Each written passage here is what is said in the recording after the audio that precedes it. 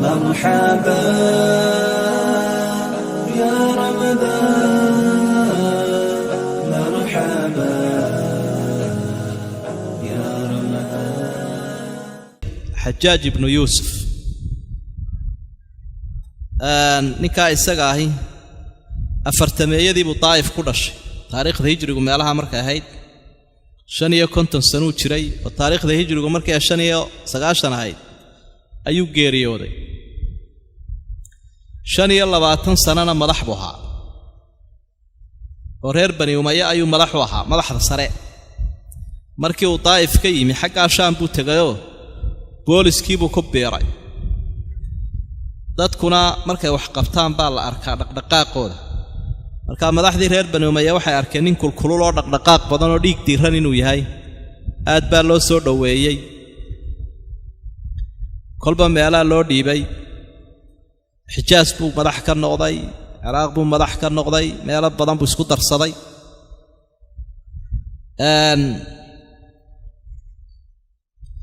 Abdulmalik ibn Marwan ayaa markaa uu madax u ahaa, barasaabkiisii buu ahaa. laba meelood oo uu ka damqanayo dhibaata kaga furnayd Abdulmalik Xajaaj buu adeegsaday. labadaa meeloodna ceeb baa ka raacday, isna uu isku canaantay markii dambe. meeli waxa weeye Makkatul Mukarrama, magaalada Makka iyo Xijaas waxa ka madax ahaa asxaabigii Cabdullaahi ibn Zubayr ibn Awaam loodhanay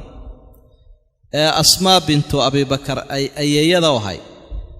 ee Zubayr ibn Awaam uu dhalay. macnaa Asmaa bintu Abi Bakar ba hooyadii ahayd, Abu Bakar ba awoow ahaa baan u jeedaa. nin qaali oo saxaabi oo mujaahid buu ahaa. marka madax buu ka ahaa inta aan idhaahdo Xijaas iyo Makka iyo Madiina iyo inaha. arrinkiisii markii uu Abdulmalik ku yara kalgashay isna meel gooniya uu magacaawday, Xajaaj buu adeegsaday. Xajaajna reer Makkana hilifuhu qaaday oo waa laayay. Kacbadana qaybuu dumiyey. Cabdullah ibn Zubayrna wuu dilay. Makka albaabkeedana uu ka soo laalaadiyay meydkiisa. hooyadii ina Abu Bakar Cabdullah dhashayna wuu tagay oo ku tiiqtiiqsaday. marka wuxuu yiri ka waran maxaan ku qabtaa hooye maxaan ku qabtaa buu isagoo ku jeestiyay. anigu hooye kuuma hibayt, laakiin ninka halka aad ka soo laalaadisay meydkiisan hooye wax kaas wuxuu ahaabay dhulbiis buu ahaa. dhulbiis dalkii dadkaanu ka qabanay, adiga dhulbiis sabayt. nabiga waxaan ka maqlay isagoo leh reer Thaqiif waxa ka soo bixi doona beenaale iyo mid mubiira oo waxalaaga. beelaani waanu aragno ninka Mukhtaar la oran jiray buu ahaa ee nabinimada sheegtay. adiguna kii dadka halaagaya dalka inaad tahay baan ku arka, laakiinni mubiirul munaafiqiin mubiir iga soo qaad ku wax baabiiya munaafiqiintan baabiiya buu sida inankaaga oo kale. ninka isaga Xajaaj bin Yuusuf la yiraahdo. arinta kale ee dhibka ah ee uu geystay waa dhacdadan, iyaduna aad ka waadkay. dhacdadan imka aynu ka sheekaynayno dhacdo sahlan maaha. dhacdo uu ku dilay 130,000 oo qof oo muslimiina oo taabiciintii u badnaa. 130,000 oo culimadii iyo madaxdii iyo acyaantii iyo mujaahidiintii u badnaa ayaa halkaa uu ku dilay. waynu gali doonaa taa. ninka saddexaad ee Xajaaj ay dagaalameen waxa weeye ninka la yiraahdo Cabdurrahmaan ibn Muhammad ibn al-Ash'af. isaguna raggii Kuufa ku dhasho reer Kuufa ahaa. halkaasuu ku koray. reerkooduna xoog buu lahaa. madaxdii reer Bani Umayya u shaqaynaysay buu ka mid noqday. wuxuu ahaa dadkii soo baxay dagaalka ku soo baxay buu isaguna ahaa. markii cadawga lala dagaalamayay raggii aad ka u muuqday buu ahaa ibn Ash'af ninka la yiraahdo. taariikhdiisa aynu ka sheekaynayna.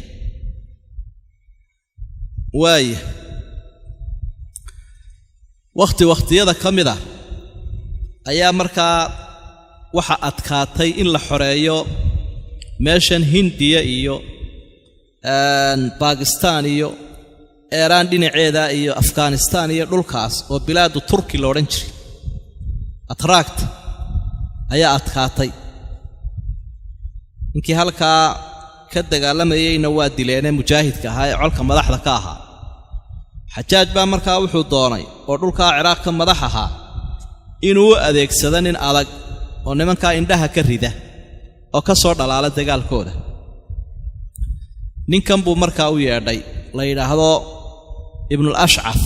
magaciisa wuxuu dadku iska yiraahdaan ibn al-Ash'afna waa la yiraahdaa Abdurrahman ibn al-Ash'afna waa la yiraahdaa laakiin Muhammad baa ku dhex jira waa Abdurrahman ibn Muhammad ibn al-Ash'af markaa Muhammad ka la iska dhaafaa Ash'af kaasoo awowgiisiina waxa la yiraahdaa waa ragii ku lug lahaa dilkii Uthman taana way sheegaan Uthman ibn Affan radiyallahu anhu Xajaaj markaa ninkii buu yeedhay wuxuu waxaan doonayaa inaad xorayso dhinaca iyada oo aad xagga la mari waay aad igaga filaato ibn al-Ash'af halku ka soo baxay isaguna salaanka uu ka fuulay waynu bilaabi doonaa halka weey markii dambana arrinkiisu sidoo ku dambeeyay iyaduna waynu arki doonaa marka ibn al-Ash'af kaasina wuxuu caan ku ahaa nimanka dagaalama ee colka horkaca ee cadawga aad u jabiyo hanji oo gaaladii markaa la mari waayay aad buu qabsado waa xoreeyay waay inaha aan ku dhaaf Xajaaj bin Yusuf iyo ninka Abdurrahman la yiraahdo ibn al-Ash'af taariikhdooda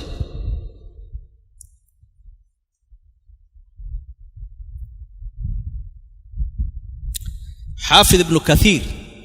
ayaynu ka soo qaadan doonaa taariikhda sidoo qoray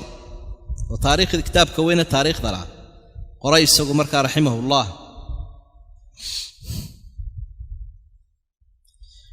waxa aad looga soo cawday buu ninka la yiraahdo Rutbil al-Kafir maliku Turk ninkii dhulka aynu sheegnay bariga ka madaxda ahaa ayaa aad looga soo qayliyay oo la ninka waa la mari laayay Xajaaj markaa wuxuu doonay ninka caabiya inuu u xulo wuxuu u diray u yeeray markaa Abdurrahman si uu hogaamiyo colka markaa Abdurrahman uu iimanaya Xajaaj bin Yusuf waxa la joogay imaamka la oran jiray Aamir al-Sha'bi oo isagana taariikhdiisa aynu wax ka xusi doonaa la fadhiyay Xajaaj ninkan uu leeyahay colka ha hogaamiye ibn al-Ash'af markuu halka ka soo baxay ayaa wuxuu la hadlay شعب إمام شعبي لا فرديا أي حجاج له الله وحوري انظر إلى مشيته والله لقد هممت أن أضرب عنقه نكا صوص عدن وياري ماركتا شعبيو ابن أشعث الله يرعاه بالكبر كيسي أكسد صوص عدن والله وحن كفي كرينا قورتا كتشرو ويسا سيكين واستوا كعو لكن إنو كقورا أبو دونيا إنو كقورا وعدو وكدفاع أبو دونيا إمام الشعبي رحمه الله isagoo aan dadka isku diraynin laakiin dadka u naseexaynaya ayaa markii dambe wuxuu la hadlay ninkan Xajaaj uu yeeray la yiraahdo Abdurrahman ibn Ash'af markaas wuxuu wareed markii aan la joogay ninkani sida adag buu ku xantay uu kugu soo maqan yahay ogow ninkaasi Xajaaj la yiraahdo uu ku qaniinsan yahay oo wiila ka xantay marka uu naseexaynaya cidlayu ka helin buu isleey isagii ibn al-Ash'afna uu hadlaa wuxuu wa ana wallahi la ajhadanna an uzila an sultanihi in tala bi al-baqa walla anna waan dhaartay hadii cimrigaygu sii jiro meesha waan ka dhaqaajin doonaa way soo dhaarsanay isagu misaas uu igu yiri anaaba riman buu aniga laftayda ayaa riman mar uu waan ku quusan doonaa buu waa laba nin oo isu shaqeynay haddana hoosta isaga hanjabay marka horeba sheekadooda caynkaas ah oo kibir baa la iskala horiyay ibn al-Ash'af colkii buu hogaamiyay xagga iyo dhulka aynu sheegayno Sindi iyo Punjab iyo dhulka shishe afghanistan iyo iiraan iyo bakistan iyo dhulka ayuu u kaxeeyey colkii ilaa hindiya wuxuu furay magaalooyin badan tan markuu xoreeyo tukaluu xoreeya gaaladii baa guura uu adoonsaday khadiyaan bay ka joogsadeen dhul dhan buu sii xoreeyay aad u fara badan markii uu fogaaday ayaa wuxuu la hadlay colkiioo waxa uu yidhi sanadkan soo socda col fara badan baa la socda waynu nasanaynaa dagaalkana waynu yara joojinaynaa colkuna wuu xoogaysanayaa magaalooyinkan aynu xoraynayna dee maamul baynu u samaynaynaa waynu nadaaminaynaa farsamuu wataa markaa xajaaj binu yuusuf baa maqlay ninkii colkii wuu joojiyey colkii uu gaalada isna wuxuuba lahaa ha ku dhinto balaayadu oo halkaa ha kaaga dhinto colkii wuu joojiyey baa lagu yidhi waraaq adag buu soo qoray uu ku caayayo ku canaananayo oo uu leeyahy waan maqlay inaad colkii joojisood igu madaxaragtay dagaalka sii wad isna markaasuu halkaa ku joojiyo waabuu fallaagoobay caasinimuu bilaabay colkiina wuu ururiyey uu la socdayoo wuxuu idhi waryaadhaheen ninkii caynkaasuu ina leeyahy ummaddaa dhulkaasuun sii dhex galo halkaa ku madha buu leeyahay dee maxay idinla tahay ninka anigu kama amar qaadanaya ma igu raacsantii kama amar qaadanayno annaguna xajaaj waannu naqaanaa waxa istaagay ninkan la yidhaahdo cabduraxmaan aabbihii oo muxamed ibnu ashcaf la yidhaahdaaba colka la socda kan qaa'idu jeeshka ah ee xajaaj dagaalami doonaa aabbihii baa meesha maraya odaygiina wuxuu ahaa oday khatiiba oo mufawaha oo balaayo ah ilaa waxaa layaa masku masunbuu dhalaa abeesaduna abeesunbay dhashaa ninkanba kulaylkan odaygaa ku dhalo meesha maraya waa gabayaa xajaaj buu gabay u turiyaa oo uu ku hurgufaa oo inankiisu u hiilinaya odaygii baa isna meeshii ka hadlayoo markii la caasigaroobay wuxuu idhi ninkaa la yidhaahdo xajaaj wuxuu ka dhigan yahay sidii ninkii hadlayee yidhi ixmil cabdaka cala alfaras fa in halaka halaka wa in najaa falaka waa sidii mahmahadii carbeede odhanaysay addoonkaaga faraska ku eriyoo hadduu dhintana wuu ku dhaafay hadduu noolaadana aduu ku shaqayso sidaasuu ka dhigan yahi wuxuu doonayaa haddii aynu halaagnana haddaynu halaagsannana inuu inaga nasto haddaynu guulaysannana guusheenna inuu isagu sheegto owdhaa dhulka anaa xoreeyey sidaasaa uu arrinkii u waday markaa waxay isla garteen in la caasiyo ninkii la odhan jiray xajaaj saacaddaa laga bilaabo ninkii gobolkan ciraaq haystay ama dhulkaa ciraaq iyo ilaa iiraan ee cabdulmalik ibnu marwaan madaxweynaha wakiilka uga ahaa kama amar qaadanna bay dhahen laynaguma hadleeyo ikhlacuu caduw allaahi alxajaaj wa baayicuu liamiirikum cabdiraxmaan ibni ashcaf sidaasaa markaa lagu dhawaaqo waxaa lay saacaddaa laga bilaabo ninkan baynu heshiis la gallay ninkanaa madaxi noo ah iska tuura xajaaj ma tuurteen tuurnay baa lay xajaaj colkii faraha badnaa oo 150 kun ku dhow 150 kun oo ciidana taasaa la isla qaatay dadkuna xajaajkani nin dhib badan oo shariira buu ahaayo waxa u sahlay inay saacidaan ninkan xajaaj bala nacay laakiin xajaaj tuurnay baa la yidhi lama soo qaadin markaa madaxweynihii muslimiinta xukumayay cabdulmalik in isaga lagu caasi garoobay taa la islama soo qaadin ee waa laga aamusay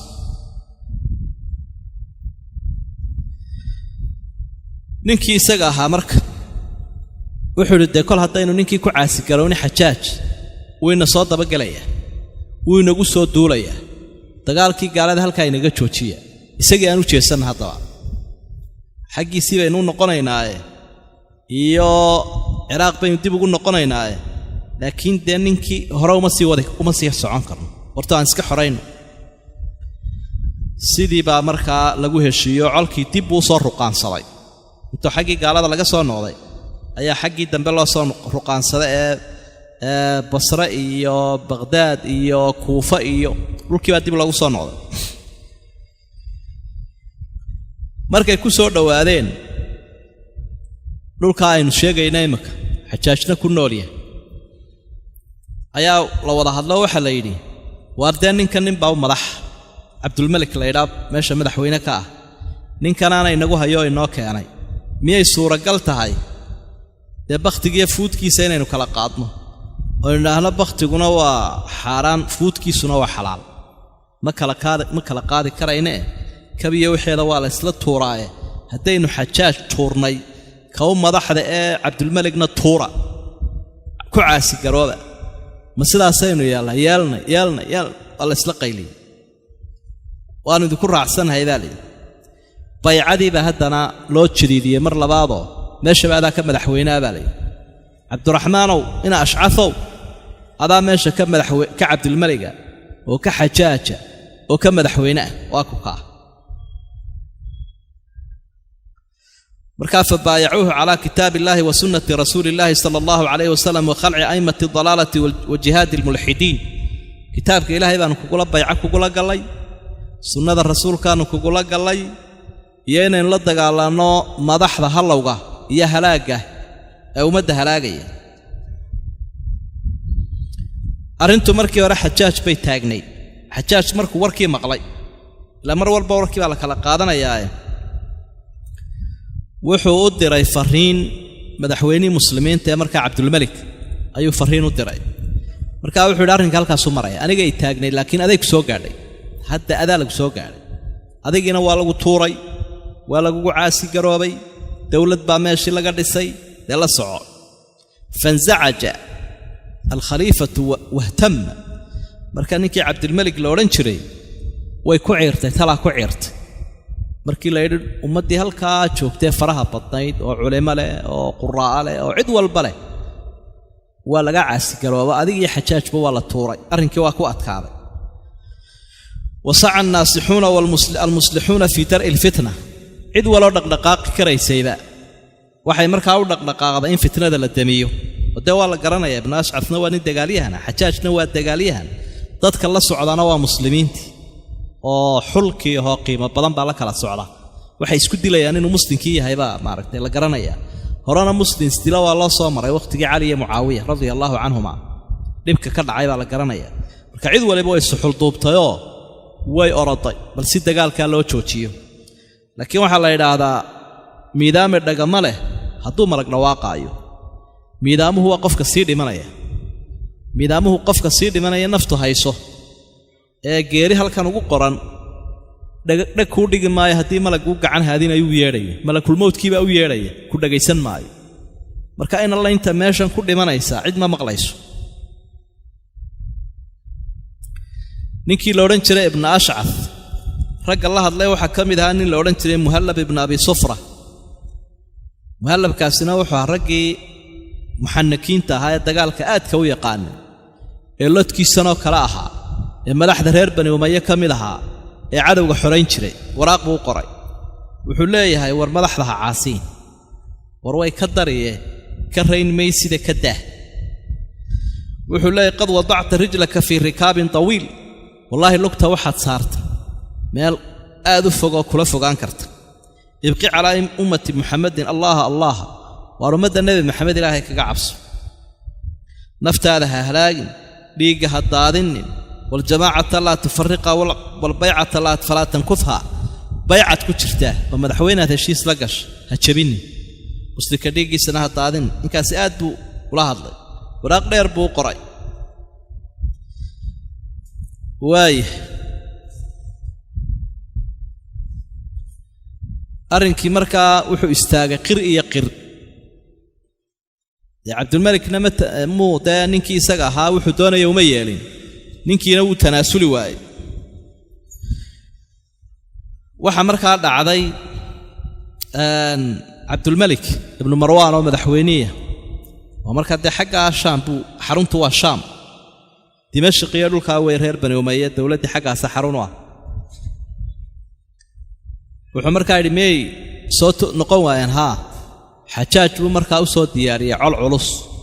oo ciraaq ugu yimaada oo dee waxaa markaa macruufa dee qofka madaxweyne loo ictiraafsan yahay ee muslimku baycada la galay dee waa cabdulmalik un wey haba qaldanaado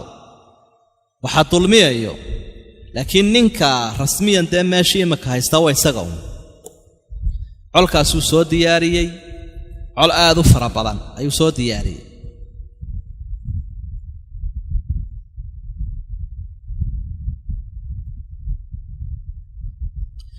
ibnul ashcafna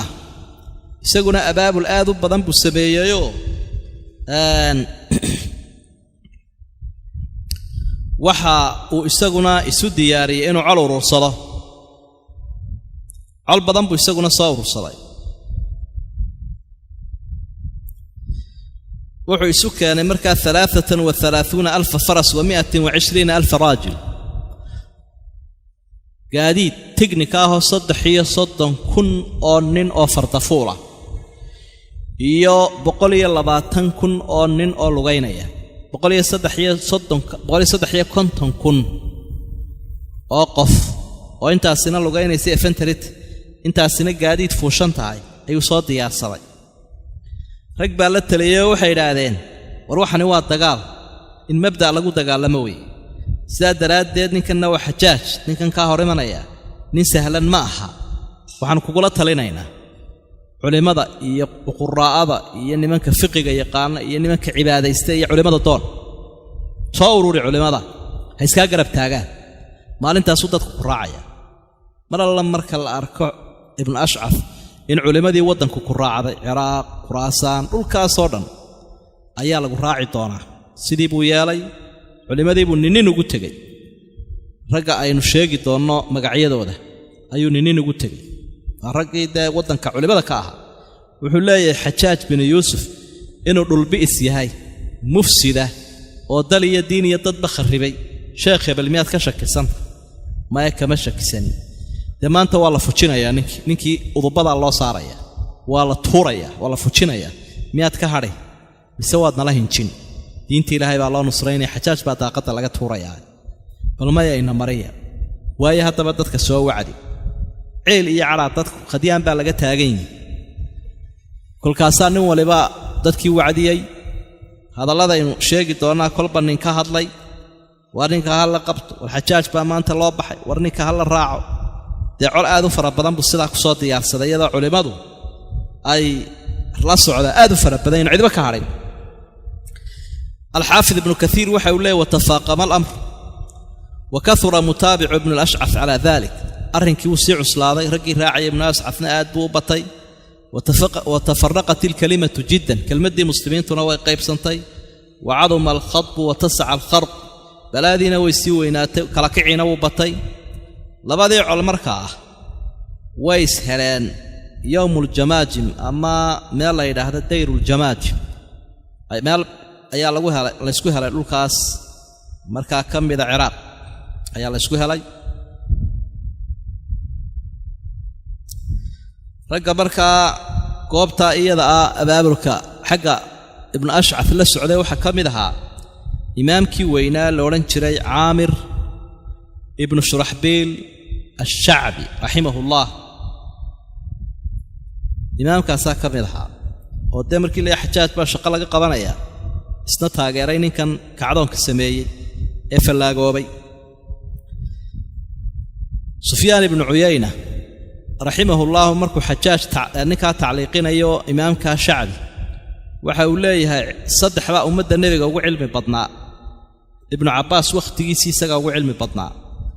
Shacbina waqtigiisii isaga ugu cilmi badnaa وسيدو لا يسوي واي نكالنا وشاي wuxuu markaa ahaa asxaabtoo jooga ayuu fatwada bixin jiray nin kale oo salafkiina wuxuu leeyahay 500 asxaabi baan la kulmo maan arag ninka shacbiga taabiciga ninka cilmi badan maan arag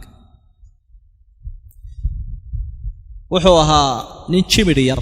ama aan kuusnayn nin yaroo dhuuban buu ahaa gaaban markaa waxaa la odhan jiray dee aqoontaaduna way badantay itaalkaaguna wuu yar yahay waxaanoo cilmiga halkeed ku sidaa waxaa la iga raacay buuhi mataan baan ahaa mataan markaa riximka hooyo ayaa aniga iyo mataankii kale nagu qaybsamay awooddii labadayadaasaa kala qaybsannay ninkaa isagaa waxaa la weydiiyey imaamu shacbi raximahullah cilmiga badan maxaad ku heshay wuxuu uhi waxaan ku helay 3 arrimood biculuwi lhimma hamadaydoo sarraysay wa sabra alxamaama iyo xamaamka shimbirta la yidhaahda sabirkeedoo kalena waan lahaa wa bukuura alghuraab ka lahaadda tukahoo kalena waan lahaa shimbirkan tukaha soomaad arag subaxdii buu inagu soo kallahaya oo ka meeshan uun ka qaylinaya weligayna waan kallihi jiray weligayna waan soo sabrayay weligayna hankaygu wuu sarreeyo ummadda cilmigeeda inaan ururiyaa baan isku dayi jiray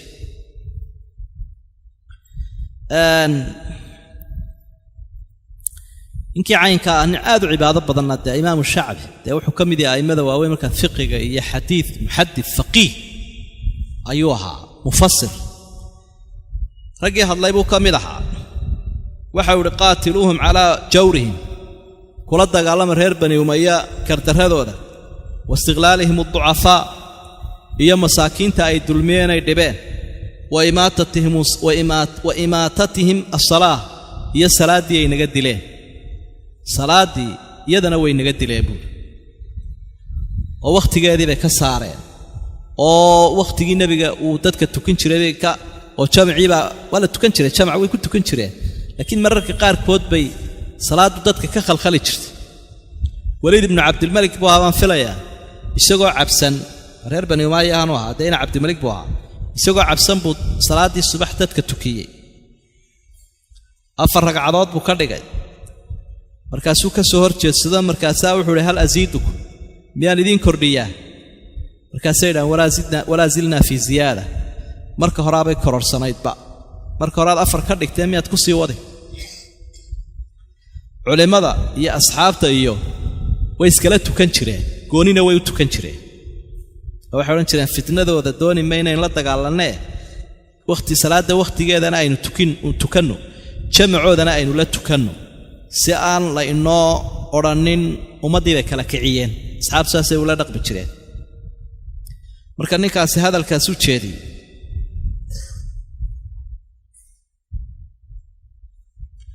dagaalkii markuu sidaa ku sii bilaabmay xabaddu way socotoo mushkiladdan ilaa 4 sanay socotay laakiin waxay sii adkaatay 103 maalmood 103 maalmood baan meel kale loo kala kicin waa 3 bilood iyo badh intaasay xabaddu socotay gawda un la isku hayay waxaa la galay 84 dagaal 103 maalmood waa niman dagaal cuna oo intaa cadowgii la dagaalamaya mujaahidiintii baa ishelay 184 ka dagaal 3 bilood iyo badhka dhacay 83 waxa lagu jabiyey xajaaj iyo colkiisa hal marna isagaa wax jabiyey waa markii la kala food qaaday dhammaatayba sheekadu ninkaas sabirkiisa 83 jeer baa la soo jabiyey 3 bilood iyo badhka ah muu quusaninoo muu tegin markii ugu dambeeyey ayaa uu jabiyey colkii markiina uu baabiiyey waxbaba kama reebinba labada qolo way kala duwanaayeen qoladan ibnu ashcad uu hogaaminayaa waxay ka agdhow yihiin dawaa ciraaq oo reer ciraaq waxa ay ka agdhow yihiin dadkoodii iyo deegaamadoodii iyo dhaqaalahoodii qoladan reer shaamna halkay ka yimaadeen dee ninka suuriya ka yimid ciraaq ka dagaalamaya maxaad u malaynaysaa waxa weeye intee oo masaafada buu soo jaray taakulayntiiba adag dhaqaalihiibaa ku yar marka colkan xajaaj la socdaa gaajadii baa ku badatay hubkii baa ka yaraaday dhaawicii baa meelay geeyaan ku adkaatay duruuftii baa jiq ah marka qoladan ibnu ashcad la socotaa waxay istaawinayaan ama isu aaminsan yihiin oy dagaalka u joojin waayeen nimanku waa niman meel dheer ka yimide dhaqsaynu u gumaadaynaaye ha joojinina saasay isku qancinayaan ee dawlad baa ka dambaysa ma laha oo cabdooqalid alxisaab baa dhacda marar badan dadku had iyo jeer markay isqancinayaan xisaabtaa ka xumaata markii la isbari waayey madaxweynihii muslimiinta cabdulmalik ayaa qoraal soo sameeyey cidna wuu soo diray inamadiisii buu soo diray wuxuu idhi nimankaa ibnu ashcaf iyo culimmadaa faraha badan iyo ragga qur-aanka akhriya nimanka qur-aanka akhriyo qura 10,000 ah oo meesha ka dagaalamaya wixii aynu qaarin naqaanay intooda in badan oo kamid ah dagaalkaasay ku jiraan waa xajaaj caladiisii baa u geysay sabirkii baa dadka ka soo madhay uu soo diray dadkaasoo wuxuu yidhi waxa u sheegtaan ninkaa ibnu ashcad la yidhaahdo inuu xabadda joojiyo isagii cidda la socota xajaaj binu yuusufna waan ka casilayaa isaguna meeshuu doonaya ninkaasi madaxa ka noqdo dagaalka ummadda ha laga joojiyo markii warkaasi soo gaadhay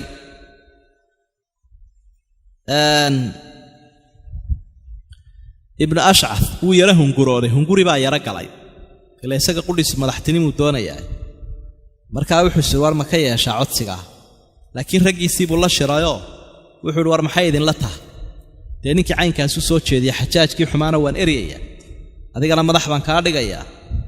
dadkana masaariiftii u socotay oo dhan baan u daynayaa marka qof wal oo qaariya iyo shaqaalihiisaba mushahar baa loo qoray qof wal oo culimmada ka mida mushahar buu lahaan jiray oo la siin jiray baanka muslimiinta laga siin jiray wixii uu xajaaj kala tuurayna waan soo celinayaa culimmadii quraa'adii mushaharkoodii dhaqaalahoodii ha wada qaatay ninkan colka hogaaminayowna meeshaad doonaysa waddanka madax ka noqo xajaajna waan erayaa war intaasi ma idin qancisaa war intaasuu soo jeediye ka warrama waa la qayliyey had iyo jeer haddaad dad cabbayso way adkaanaysaa si dhinkooda sidaad u dabciso ilaa intay qarxayaan balaayo aanad dejin karaynin lama istaadho oo imminka shayga aynu aad ugu faraxnay markii hore rabiic alcarabi loodhan jiray gugii carabta kacdoonnadii ka dhacay 5 dowladooda muslimiinta ka mida maanta mid quroo lagu guulaystay ma jiro laakiin waxaynu filaynay digtaytaradii dadka cirbaha soo cunay ee muslimka soo laayay haddii maanta ashacbu yuriid la yidhi isqaata nidaam oo shacibkii israacay inay ka raynaysaa baynu moodayn laakiin yuhuudi iyo nasaarun baa sidaa u dhex cararayoo isteerinkii innagu maynaa leexin karin iyagaa leexiyey markaa bal iminka liibiya halkay ku dambaysay liibiya way ka dartay oo shidaalkeedii gaalunbaa iska qaadata maanta shidaalka adduunyada u wanaagsan fawdadaasu iskaga jirtaa shidaalkunbay dhuraan baddaa yurub baa laga dhoofiyaa meeshii la odhan jiray suuriya khalaas quwadii waaweynaa baa kala goostay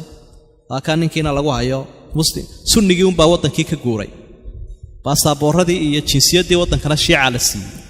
shiica la wareegtay shiicadoo 20 ahayd baa la wareegtay 80kii sunniga ahaana yurub iyo kanada loo saaray yaman halkay ku dambaysay waa waddanka adduunyada u gaajo badan maanta ee u majaaco badan sii baaba'aya meeshii la odhan jiray masar yuhuuddaa ka markhaati kaco waxay dhahaan taariikhdayada namuu soo marin ninkaa nooga wanaagsan ninkaa nin nooga fiican oo nooga adeega badan nama soo marin bay dhahaan xaggay ku dambaysay meeshii la odhan jiray tuunus waxay dadku moodayaan inay intifaadadeeda ama kacdoonkii guulaystay waa guuldarraystay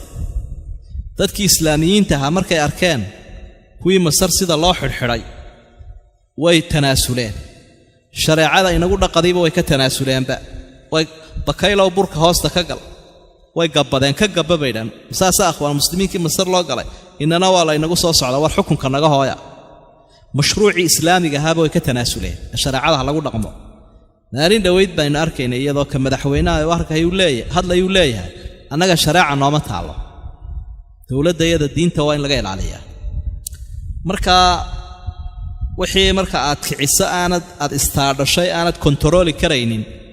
meel daran buu ka dhici way ka sii dari markaa waa in la eegaa waynu waxyaabaa laga faa'iiday waynu arki doonnaa ninkan isagiihi rag dadkii uu hor kacayay waxu sheeg buu isiro isagaaba lagu kacayaa waxaa lagu yidhi dee in badan baadna soo wadoodna soo hogaaminaysa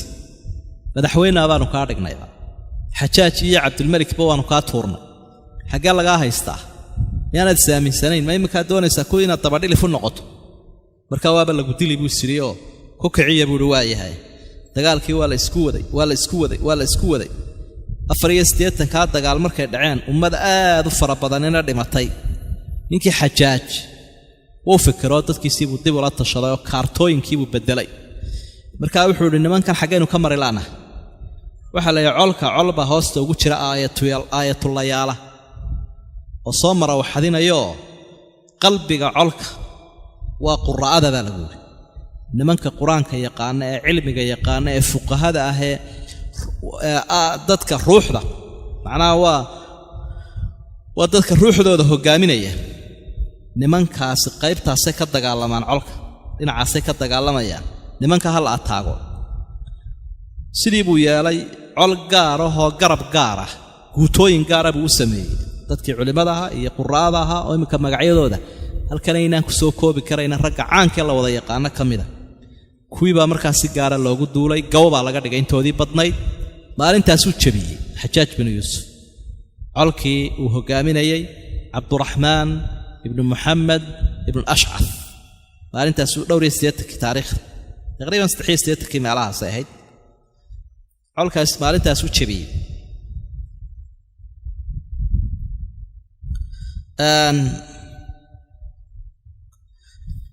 ninkii la oran jiray ibn Ash'ath fadhi uma yaalo tira kooban buu ka haystay uu fakaday uu firdhaday wuxuu u galay ninkii ka madaxda ahaa gaaladii lala dagaalamayay ee waqooyi bari ninkii uu la dagaalamayay laftiisa ayuu u galay ee uu jabiyay boqolaalka magaalo ka qabsaday markaas wuxuu yiri way kan aniga iyo tiimkan ila socda sodomeeyo nin oo xul ah ayaa la socda de magan baan kuuna isaguna gaalkuna muslim kala jaba uu jecel yahay wuxuu yiri ninkan khadiya baabaad ka joogtay oo dib ku geystay marka hadduu maanta ku soo galayba de ku karbaash oo ku garaac kuwa isaga soo diray kolkii hore ee Xajaaj iyo Abdul Malik iyo soo dhawow buu iska fariiso ninkii Xajaaj la oran jiray intaynaan horta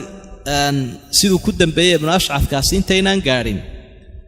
de ninkii colka madaxda ka ahaa kolku fakaday Xajaaj dadkii cidlo ka helay iyagoo raaba ah waa rag xukumi jiro oo yaqaan dadkii buu bileelqayst wuxuu ka dhigay wuxuudina qaniimad buu qaatay wixii helana uu dilay marka raggii uu yaqaanay buu mid u qabtay oo rag uu soo qabtay waxa kamid ahaa imaamka aynu taariikhdiisa soo sheegnay ee Aamir ash-Sha'bi al-Imam al-Thiqa al-Faqih al-Muhaddith al-Mufassir imaamkaas markiina colka abaabulay ayuu soo qabtay waana yaqaaneenoo de raggii uu biilka siin jiray la joogay buu kamid ahaa marka wuxuu go'aansaday Sha'bi inuu qaladkiisa iska qaato ayuu go'aansaday Xajaaj buu soo galay oo u yeedho idinka de uu soo qabto waa hor keenay markaasuu salaamo wuxuu yiri isaga Sha'bi ka sheekeynaya wuxuu yiri fasallamtu alayhi bil imra thumma qultu wa salaamo waxaan ku wariyaa taliye ama de amiir baa lagu magacaabi jiray amiir de waan ku salaamay waxaan ku sheegayaa anigu wixii aan galay diidina maayo dafirina maayo waan ka cudur daaranayaa geef buuha geef baanu ku dhacnay geefka waan ku qanacsanahay inuu maaragtay geefaha waana ka noqday arintaa waana ka noqday de ilaahayna guushi waa naga kaasi maantana go'aanku aduu ku yaala haddaad nacafiyaysa iyo haddaad naciqaabaysaba ilaahay baa awoodda iskale laakiin daana uu geefkaa ku dhacna Xajaaj baa markaa wuxuu yiri markuu arkay inuu iska qirsan yahay geefkii oo Sha'bi uu ka garaabay dagaalkaas inuu dagaalku muslimkii baa la kala jibiyay nidaamkii islaamku u dhigay bay'ada iyo de tartiibtii waa ninkan caalime uu garanaya waanu qaldanay buu de carana qaad caradii aanu adiga kugula dhacnaa qaaday laakiin arintu geef baa markuu arkay inuu اعتراف sameeyay Xajaaj baa la hadlay ninkii sheekh ahaa wuxuu ku yiri adigu waxaad ka wanaagsan tahay qaar badan oo seeftoodu dhiigayagii uu ka dhibqayo oo been noo sheegaya oranaya anuu kumaan jirin anuu halkaasaan iska fadhiyay anuu kitaab baan akhriyay kuwaasaad ka fiicantay runtaad iska sheegtaa adigu imikana waxaan ku sheegayaa aamin baad ku dili mayno dadkan dilaya kugu dari maayo waan iska kaa daayay laakiin waxaan ku leeyahay waan ku waraystay yaa shacab kayfa wajadta an-naasa ba'dana bal markii hore waa inagii wada joognay intii aynu kala maqnayna nala dagaalamayseen nimankii aad raacday aanu kala tuurnay bal ka waran sidee xaalkoodu ahaa shacbiga markaa ka warrama waxay yiraahdeen wallaahi soo jeedna wuu na dilay waxa soo jeed kale ee niman jabhada baanu hayno firdhala buuriya bannaan walbana orad baanu ku dhaaf cabsiduna naguma yarayn wafaqadna salih al-ikhwan rag badan oo aanu saaxiib hayna waanu weynay walam ajid min al-amir khalafan adigana wax ku dhaanba ma naan ragba xajaaj baa markaa wuxuu yiri insarif ya shacb fansarafa aaminan shacbi halkaas iskaga daay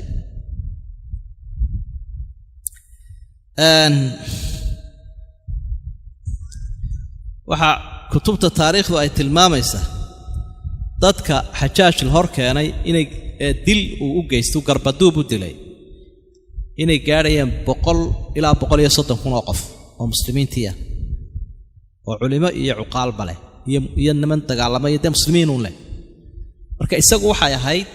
sida sharciigu wuxuu ahaa ilaa waa daalin oo uu gafayaa kacdoonkii hadii la kala tuuray in dadkan aan la dabagelin ku wada firdhada nimanka buqaada la yiraahdo mar hadii awoodooda la jabiyo in la xidhxidha iyo in hubka laga qaado un mooyaane inaan deegawda laga saarin baa ila qofka awoodiisu in la jabiyo oo dawladda islaamka laga badbaadiyo mooyaane in isagii la baabi'iyo ujeedadu ma ahayn xoolaheedana waa xaraana buqaada lama qaniimaysan karo ka dhaawaca lama dili karo ka firdhada waa la iska dayn wixii kumu dhaqmine ka faa'iideey buu silo 100 kun buu garbaduub dilay ilaa 160 kun oo qof ayuu iska baraaciyay raggu dilay waxa kamid ahaa Muhammad ibn Sa'd ibn Abi Waqqas mujahidkii weynaa ragii jannada loogu bushaareynay min kamida inankiisii Sa'd raggu markaa taariikhda muujiyay waxa kamid ahaa Sa'id ibn Jubayr taabicigi jaliilka ahaa taabiciye buu ahaa waxa mucallin u ahaa Abdullah ibn Abbas Abdullah ibn Umar iyo Aisha dadkii uu ka qaadan jiray cilmiga ayay ahaayeen qarnigaas uu isaguna ahaa nin fiqi badan oo cilmiga xadiidkana yaqaana tafsiirkana aad u yaqaano ahaa ibn Abbas cilmigiisa ragay ka qaatay buu ahaa Sa'id ibn Jubayr markaasuu ibn Abbas ku yiri dadka wax barhaata oo ma adigoo joogan umada wax baraabuur ilaahay fadligiisa miyaanay hayn buur hadaad saxan tahayna inaan ku saxo oo ku akido hadaad khaldantana aan ku toosiyo taasoo ma kula taaganahay cilmigii aan aqaanay waad baratay dhaqaaji ninka isaga ay Sa'id ibn Jubayr waxa oo markii xajaaju dadkii ka colkii ka guuleystay ragii cararay buu ahaa kolba meel buu carray wuxuu laakiin aad u jeclaa xajka iyo umrada sanad walba meel kasta ha marayee uu soo xaji jiray oo soo umraysan jiray Sa'id ibn Jubayr nibaada badanna uu ahaa zaahida imaamkiisu weyn markii dambe waxa helay ninka la yiraahdo Xajaaj ayaa dhab soo siiyay wuxuu doonaba muddo dheer kadib waa ragga uu ku qaatoma xumaystay Xajaaj uu iska dayn karay wax dhiba kuma hayn in caalima aqoonyahana hubsida nin iska tagay uu dayn karay laakiin waa ka argoos uu soo qabtay markii uu soo qabtay ayaa uu umana sheegtay wuxuu yiri soo raggii culimada ahaan wax siin jiray ma lahayn soo ka kuumaan saban wax badan buu akhriyay intaas way jirtaa maxaa kugu kalifay inaad kacdoonkan ka qayb gasho wallahi si kastaba ahaata laakiin waxaan ka mid ahaa buu raggii taageeray ibn Ash'af raggii taageeray baan ka mid ahaa markuu arkay inuu dilayo waxba ma sii barbariin isagu waxba muu bariin laakiin wuxuu isku dayay inuu taariikh wanaagsan ka tago uu ninka hadalka iskaga caabiyo maxkamadiis meeshiisii uu dadka ku layn jiray buu soo joojiyey kursi dheer buu qaadanayaa 100 seefood buu hareerihiisa ka lulayaa kibir badan buu muujinayaa wuxuu ku yidhi masmuk maxaa lagu idhaahdaa waxaa la yidhaha buuri saciid ibnu jubayr ayaa la yidhaahdaa xajaaj baa hadlay waxau yidhi anta shaqiy ibnu kusayr magacaaga saasaa la yidhaha buuri magaciisii buu beddelay saciidkiina shaqi buu beddelay jubayrkiina kusayr ama kasiir ayuu beddelay kii guuldarrada badnaa ee jabnaa ayaa tahay weeye macnaha saciid baa markaa ku yidhi bal ummii kaanat aclama bismi mink adeer hooyaday baa kaa taqaana magacayga magacay hooyaday ii bixisay waa kaad sheegtay maaha saciid ninkii la odhan jiray xajaaj baa wuxuu idhi shaqiita ant wa shaqiyat ummuk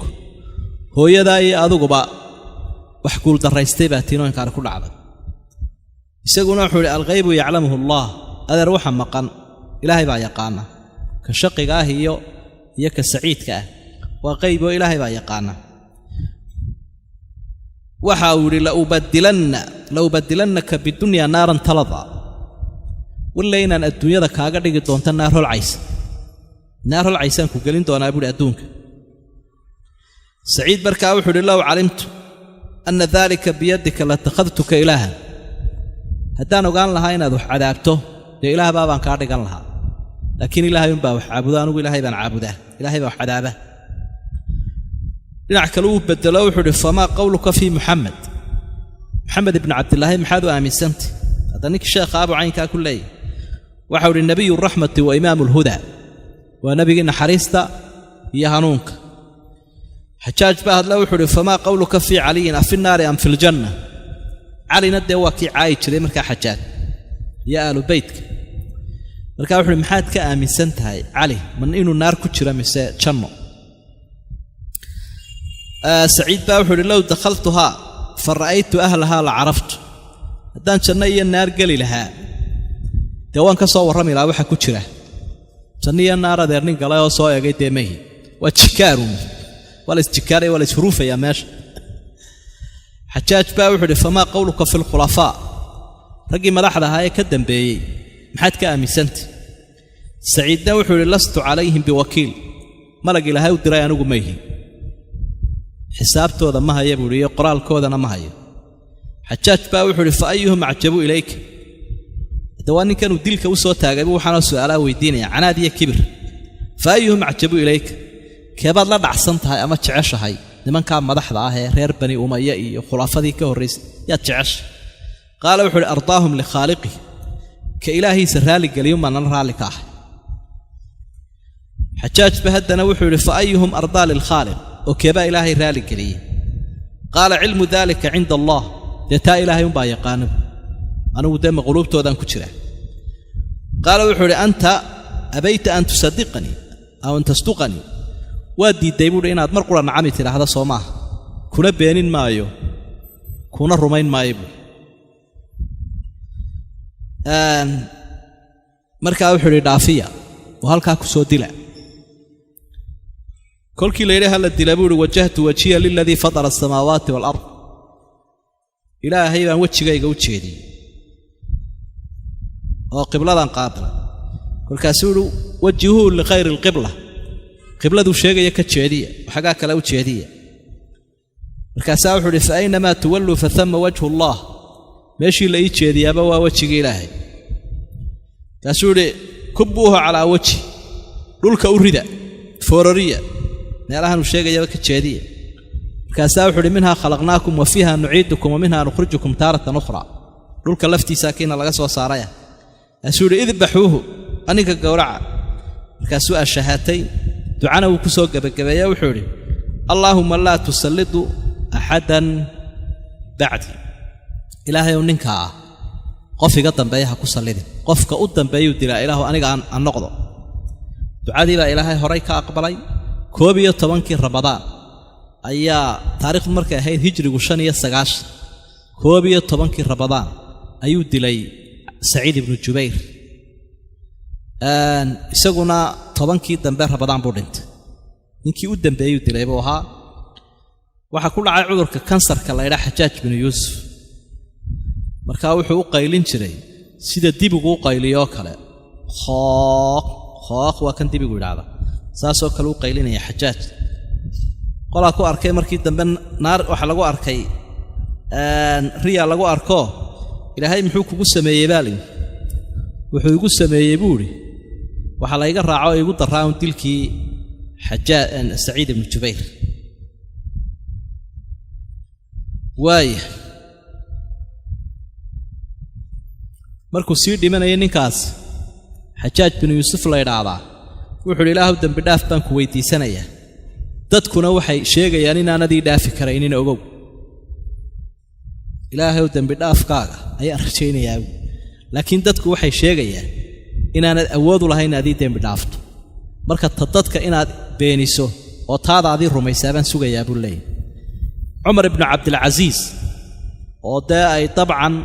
dawladii reer Bani Umayya uu kamid ahaa laakiin aynu ka soo sheekeynay cadaaladiisa ragii canaanan jiray buu kamid ahaa Xajaaj bin Yuusuf barigi dambe ee oran jiray nin daalima buu ahaa laba arrimood baan laakiin ninka isaga ku kamtaabuuri ama aan idhaahdaa buu ku wanaagsanaa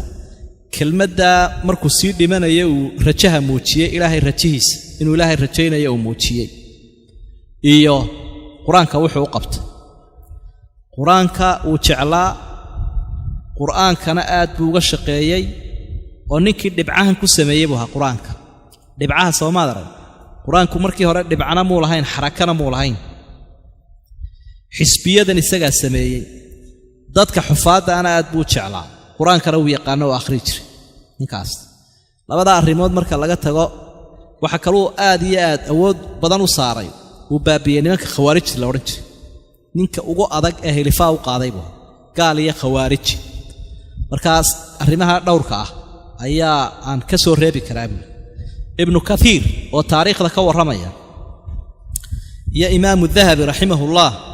mid waliba markuu taariikhdiisa ka sheekaynayo wuxuu leeyahay xoogaa xasanaada uu sameeyay laakiin badweyn dunuuba bartanka ugu jira ashahaadana uu ku dhintay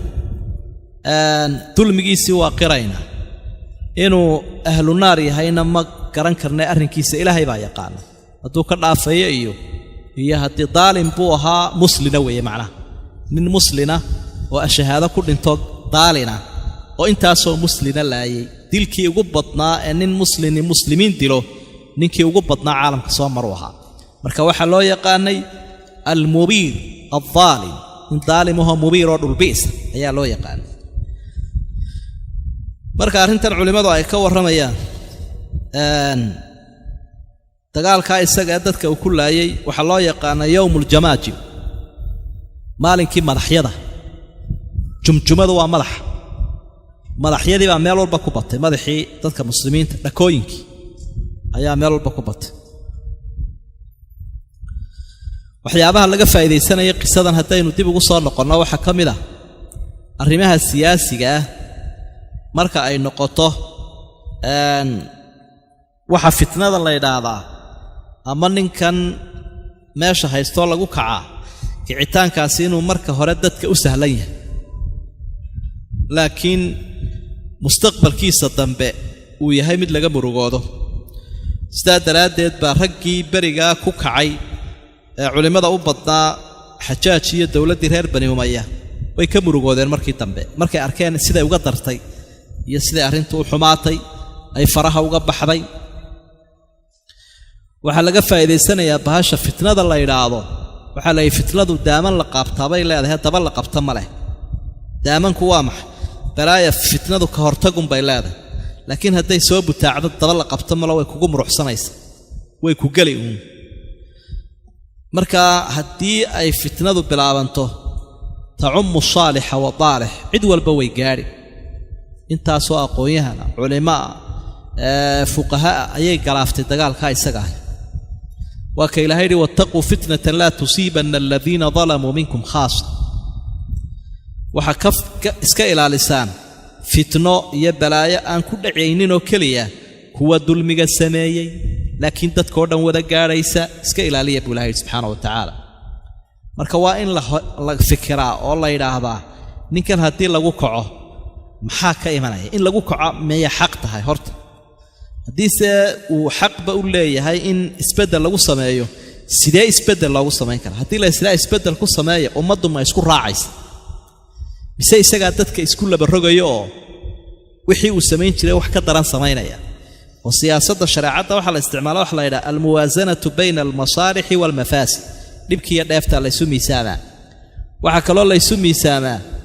labada mafsado hadduu ninkani fasaad samaynayo fasaadka weyni ma dhalanayaa ayaa la idhaahdaa marka yurtakabu biakhafi almafsadatayni biijtinaabi akbarihima laba dhibaato tayar baa la xamili iyadoo taweyn laga cararayo haddii dulmi laga cararaya iyo waxbuu qaatay iyo waxbuu kharribay oo haddii dagaal lagu qaadana meeshuba ay kala kacayso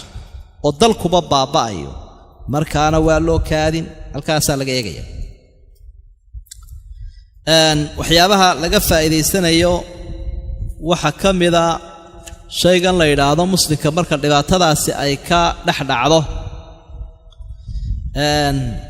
shisheeyaha ka faa'iidaysta shisheeyaha cadowga shisheeyaha ka faa'iidaysta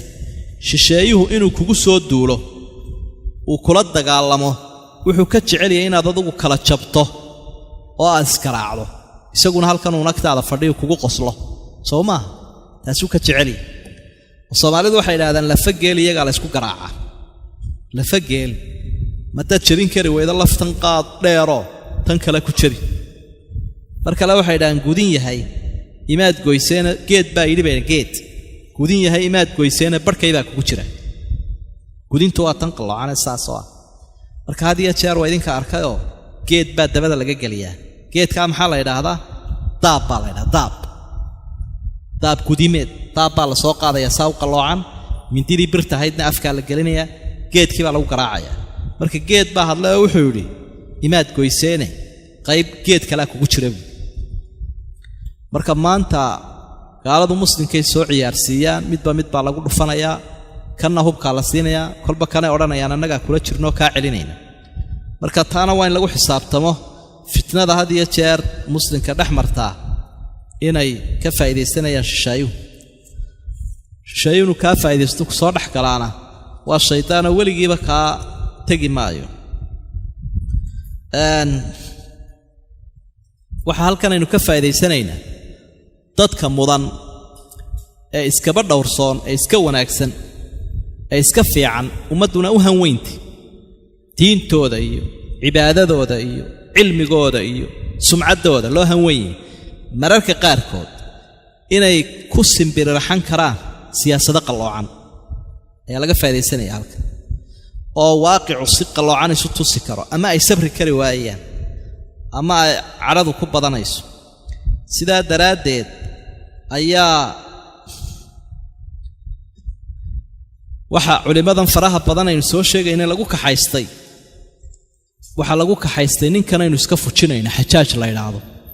maanta xajaaj la dagaalankiisa miyuu muran ka jira miyaad ka shakisantay inuu xaq yahay taasaa dad badan lagu kaxay ninka dhiiga cabaya aan iska fujinno dee may odhanin raggan la dagaalan war ninku keligii maahe dee khilaafad baa dhisan dowlad islaamaa dhisan way awood badan tahay muslimkii iskuma iyadii baa la isku raacay marka cidi khilaaf baa jiro laakiin dad la doortay bay ahaayeen marka sidan ku soo baxay ama aan idhaahnee dee isbeddelkan boqortooyadan ku soo baxay dee iyagii baa si caama loogu wada socdaa dad badan habadii danaad qalloocba ha sameeyeen waxaa lama eegin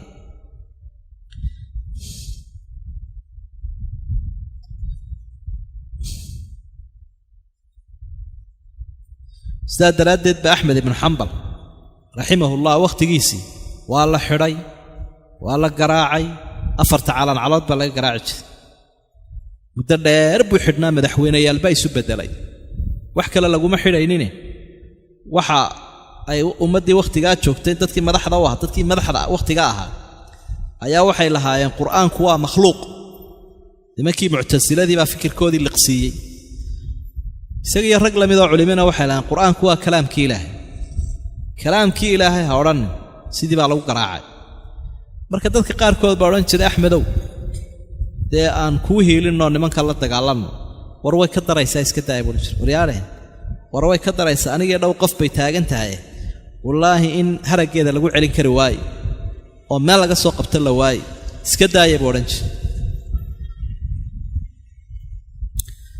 munkarka xumaanta waa la diidayaa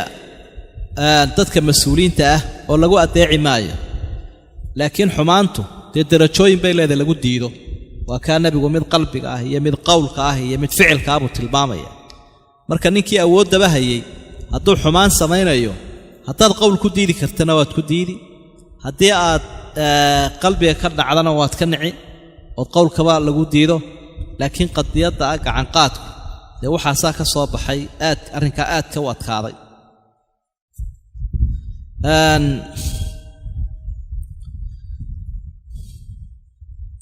waxaa kaloo xusid mudan markay wax dhacaan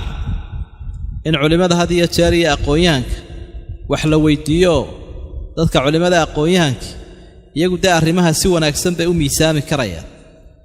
laakiin dadku hadday isqanciyaan dhibkeeday leedahay alla wuxuu uhi waidaa jaa'ahum amrun min alamni aw alkhawfi adaacuu bih walow radduuhu ila alrasuuli wa ilaa uli lamri minhum lacalimahu aladiina yastanbituuna minhu marka cabsi iyo amni xuma timaado nimankan munaafiqiintii warka way faafiyaan may u celiyaan dadka aqoonta leh ee ulil amarka ah ee ahlulcilmigu ka mid yihiin kuwaasaa garan lahaa arrimaha sida loo miisaamo waxa la sheegaya iyo waxa aan la sheegayn marka halkaa waxaynu ku soo ururinaynaa lama laha dulmiga ha la saacido madaxda dulmigooda waa laga beri noqonayaa laakiin markay noqoto in isbeddel la sameeyo isbeddelkaasi waa inaanu fitno keenayn wixii laga cabanaya waa inaanu ka darayn oo waxaa la yidhi ka door waa inaanay ka dardhalin adigoo isla ka ray oo waxaa jira mushkiladda jirta ka ray wax ka daran waa inaanay keenayn